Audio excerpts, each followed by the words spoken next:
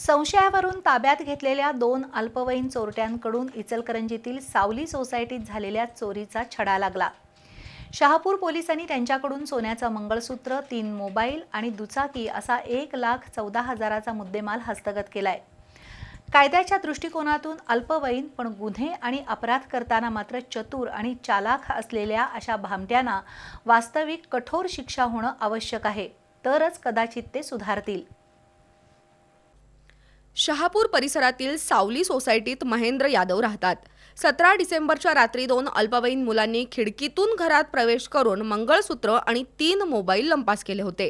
त्यानंतर पोलिसांचं पथक गस्त घालत असताना संशयावरून नंबर प्लेट नसलेल्या दुचाकीवरील 2 अल्पवयीन मुलांना ताब्यात घेण्यात आलं।